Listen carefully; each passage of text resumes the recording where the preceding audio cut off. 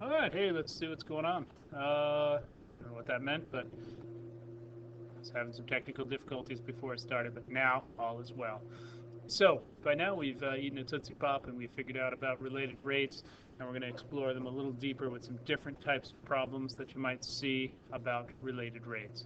So, the first is the classic falling ladder problem. So, we've got a penguin up on, or a pelican or something up on top of a ladder, and it's a 25-foot ladder. It's leaning against a building. The base of the ladder is pulled away from the building at a rate of 2 feet per second. And we want to know is how fast is the top of the ladder moving when the base is A, 7 feet from the building, B, 15 feet from the building, and finally C, 24 feet from the building. So that's what we're trying to figure out, and let's draw a better picture. Well, it's a worse picture, but it's a better one in terms of helpfulness to us. So we got a 25-foot ladder leaning against the building. The base of the ladder pulled away, so that's right here, okay? And this is my 25-foot ladder, and we're trying to find out how fast is the top moving. Is that every time? Okay, figure it out. So what we're going to do is we're going to need to come up with some variables, and the easiest variables that we can come up with are x and y. Okay? And so we've got x, y, and 25, and what we're hoping is that there's some relationship between these three quantities that we'd be able to write an equation about. Okay, I know you're thinking it, but here's a little hint if you're not thinking it. How are x, y, and 25 related to each other? Yes, that's right. It's x squared plus y squared equals 25 squared. Okay? So this 2 feet per second is talking about how my x variable is changing with respect to time. The thing we're looking for is how my y variable is changing with respect to time, dy dt. That's what we want to know.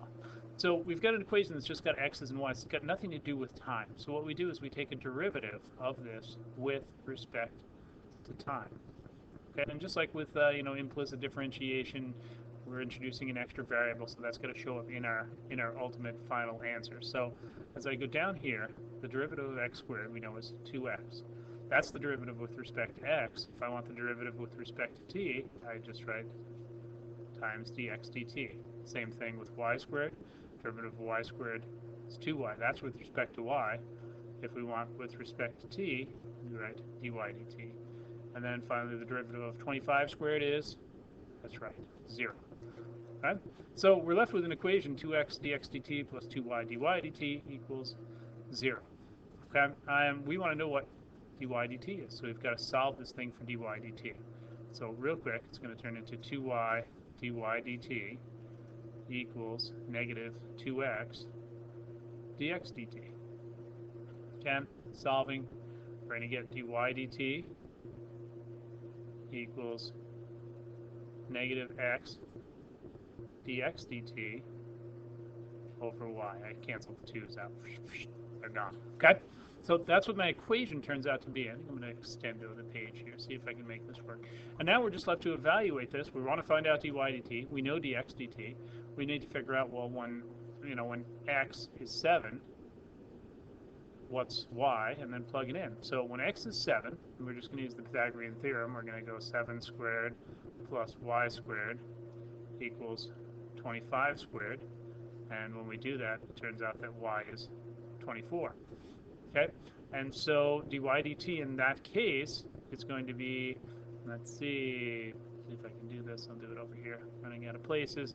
Dy dt is going to be, let's see, negative 7 times 2 over, what did we just say, 24? Okay, so that's negative 14/24 feet per second. It makes sense that's negative because the ladder's falling. It's going downwards, so negative 14/24 or negative 7/12 would be the way to go about it, okay? And then we do the same thing for 15 feet. When x is 15, this is a 3, 4, 5 triangle. When x is 15, this is 3 times 5, 5 times 5, so this one's going to be 4 times 5. It's going to be 20. So at that point, I'm going to do, let's see, what did I say? X is 15, so I'm going to negative 15 times 2 over 20, so that's going to be negative 30 over 20 feet per second. And so you can see that the ladder's moving faster. Here we're at just a little above half a foot per second. Here we're at about 1.5 feet per second. Then when I do the last one, the 24 footer, and I'm just going to squeeze this in, pardon my doing that, when x is 24, y has got to be 7. It's the opposite of that one. I'm going to end up with my ladder being, what, negative 24 times 2 over 7, so that's negative 48 sevenths, which is about, what, 49, a little less than 7, right?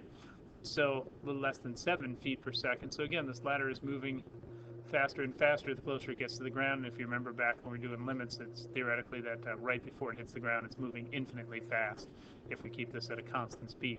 Okay, it's got to make sense. The great weight of gravity is making the thing move a little faster. We're just moving along, and it's less, it's more weight, more downward force on it, so it does speed up as we get there. So if you're going to get hit with a ladder, get hit with a ladder when it's way up here rather than when it's down here. Okay? If you have much control, I probably would advise just don't get hit with a ladder. Okay? So that's one of the types of problems. There's another type of problem that we might see, and this problem ought to look familiar because we did parts A, B, and C the other day together. Now we're looking at x and y are functions of time that are related by the equation, that same equation we've been dealing with. And when t is equal to 5, the value of y is equal to 3, the value of x dy dt is 6, and we want to know dx dt. Okay? So a couple pieces we're going to have to do here. First of all, we're going to have to take a derivative. But this time we're taking the derivative instead of, well, sort of still implicitly, but we're going to take the derivative with respect to time. So we're going to follow that same strategy that we did before. Oops, equal. That's all we needed. What am I doing? That's supposed to be a bracket, believe me. All right, so the derivative of y squared is 2y dy dt. Derivative of 2 is still 0. Derivative of xy is going to be the first times the derivative of the second. The derivative of the second is dy dt. Plus the second, which is y, times the derivative of the first, which is dx dt. Okay? So that's the equation that we're looking for. If we look at this equation, we know what y is. Okay? We know y is 3. We know what dy dt is. That's 6. So the only thing we don't know are x and dx dt. And we can figure out x, pretty quickly. Okay? If y is 3, we can figure out what x is. Let's go up here. Let's run to the top. So 3 squared equals 2 plus 3x. Okay, replace y for 3. 3 squared is 9. 9 minus 2 is 7. No, it's not going to be fun, but we'll work it out, right? 9 minus 2 is 7, so 3x equals 7, so x equals 7 thirds. Work through that slower if you need to. I can go in slow motion, but I don't feel like it. All right, so back to our little equation. We've got all these pieces that we need. The only thing we don't know is dx dt. Let's see what we can do. So 2 times y, which is 3, times dy dt, which is 6, equals x, which is 7 thirds, times dy dt, which is 6, plus y, which is 3, times dx dt, which is the only thing we don't know. Look at that. Got an equation with one variable. Okay?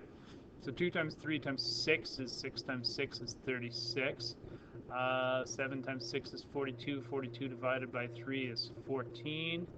Plus 3 dx dt. I'm going to extendo the page just a brief bit. And let's see, subtract 14 from both sides. I think that leaves me with 22. Yeah, equals 3 dx dt. Divide both sides by 3 dx dt equals a delightful 22 thirds. Okay? So again, we're just doing the same sort of thing as we've been doing with implicit differentiation. The only thing is we're taking derivatives with respect to time. So anytime we take the derivative of anything, we throw in, the derivative of it with respect to time. All right, last problem. This one is a beauty. I'm gonna add a page. I'm gonna go back a page. I'm gonna split the page. I'm gonna go forward. Got it. Ooh, I can't even read that. So I'm gonna go full page. I can read it, but it wastes 20 seconds in a video. There it is. All right, so oil is leaking from a pipeline on the surface of a lake and forms an oil slick whose volume increases at a constant rate of 2,000 cubic feet per minute.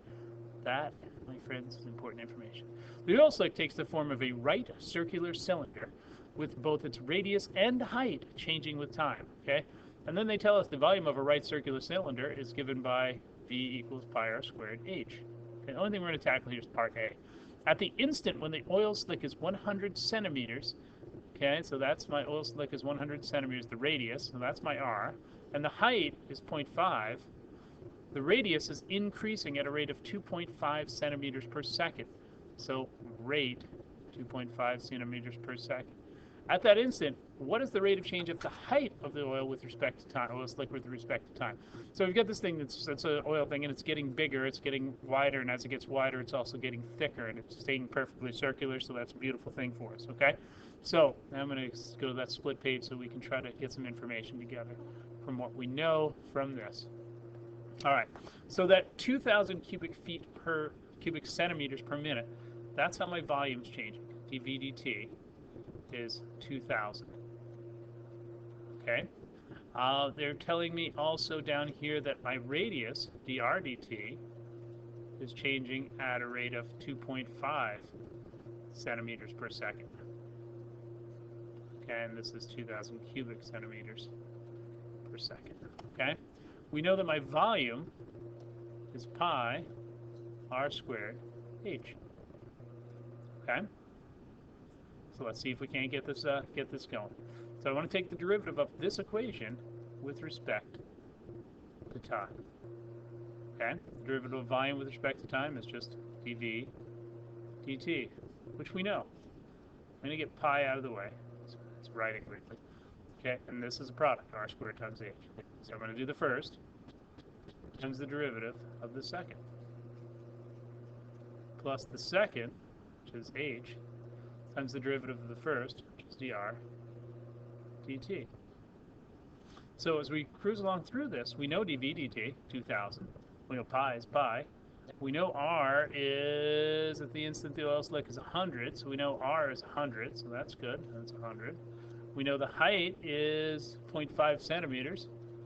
We know what the RDT is. That's given to us someplace. We have it up here, 2.5. So the only thing we don't know is dH dt. Luckily for us, we could probably figure that out. If we've got an equation with one variable, our life is delightful. So 2,000 equals pi, I don't like the way this is right. I'm going to just skip off the question because it seems to write better when I'm this way. 2,000 equals pi times 100 squared times dH dt, which is the thing we don't know, plus 0.5 times dr dt, which is the thing we do know, and we go from there. I'm going to extend to the page one more time. Okay, so let's see what we're going to end up with. We're going to end up with, I'm going to divide by pi. So 2,000 over pi equals 100 squared is 10,000 dH dt plus half of 2.5 is 1.25. Okay? Sorry, extending the page again. It's getting smaller and smaller. So then I would probably do 2,000 divided by pi. I subtract my 1.25, and then I take all of that, and I divide it by 10,000, and I'd get dH dt. I'd run to a calculator. Do I have one open? I do. I can't see it at the same time. That's the crazy part. And I would probably just pop in here. This is going to be awkward, but we're going to try. I'd pop in 2,000 minus pi, 2,000 over pi, 2,000 over pi. I'm going to enter, get what that is. It's probably a great strategy. I'm going to subtract 1.25. This is the 1.25. I'm going to subtract back to here. So minus 1.25 equals. All right, there's that. And then I'm going to take that answer divided by 10,000 and divided by 10,000. That's 10,000. And I end up with 0.06. Okay, so let's see what if that makes any sense in terms of this. 0.06. Extend the page one more time, and end up with dH dt equals 0.06, and this is going to be centimeters per second. So that means that the slick's getting thicker, 0.06 centimeters every second. So like half a millimeter every second, it's getting to be a thicker sludge, which is reasonable, I guess. It's a pretty big thing. With the radius is 100 centimeters, so meter across, so we're flowing oil in at a pretty good clip, so it's going to get thick. Yeah, I'd say that probably seems like a reasonable sort of answer. All right, so you don't need to see that. I don't know what all that means. We'll go from there. Okay, so related rates, you got to have an equation. You just, when we're talking with respect to time, you've got to introduce that time variable. These get better with practice, and hopefully you'll have the opportunity to practice. That's all I've got to say about that. Thanks for watching. We'll answer your questions tomorrow.